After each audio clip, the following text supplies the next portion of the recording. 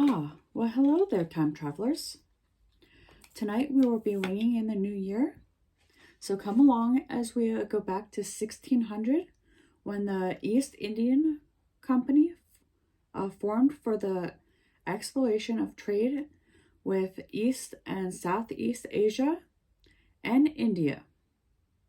Was incorporated by the English Royal Charter. Now on to 1775. American troops under General Richard Montgomery and Colonel Benedict Arnold were defeated by the British in the Battle of Quebec.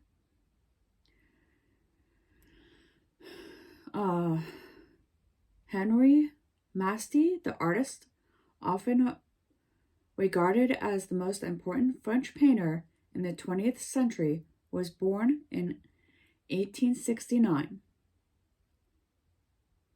1880 brought us George C. Marshall, the U.S. Army Chief of Staff during World War II from 1939 to 1945, the U.S. Secretary of State from 1947 to 1949, and the Defense from 1950 to 1951. Architect of the Marshall Plans for European recovery and the recipient of the Nobel Peace Prize, the Nobel Prize for Peace in 1953, was born.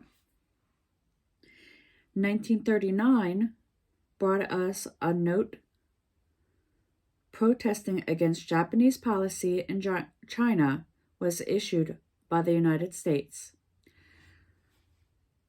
2 years later, in 1940, 2 years later, the American Red Cross reports it has given $16,690,000 in cash and supplies to war victims of 9 countries. In 1972, baseball great Roberto Clemente passed away in an airplane crash en route to Nicaragua with relief supplies collected for earthquake survivors. We move on to 1988 at Chittagong, Bangladesh, where a fire ignites a barge during a welding operation and spreads to other barges, where 33 people tragically lost their lives in the blaze. 1991 brought us the Soviet Union legally ceased to exist. Russia and other former Soviet republics having declared themselves independent and having founded the Commonwealth of Independent States on December 21st, 1991. 1999 brought us 2 events. The first, Russian President Boris Yeltsin resigned and Prime Minister Vladimir Putin became acting president.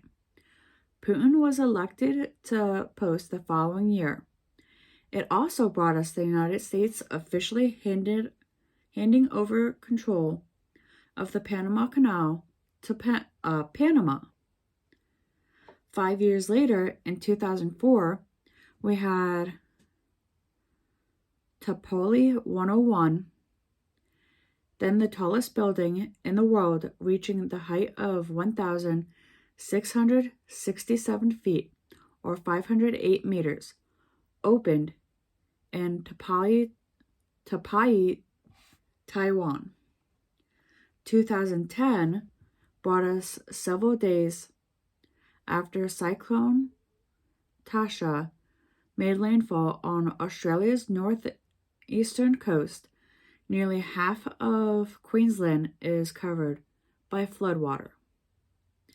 2019 brought us the World Health Organization first learned of viral pneumonia cases in Wuhan, China. This disease later determined to be COVID-19, which became a global pandemic the following year, and we still are getting positive cases still today. And with this, we come back to our current history in 2023. Until next time.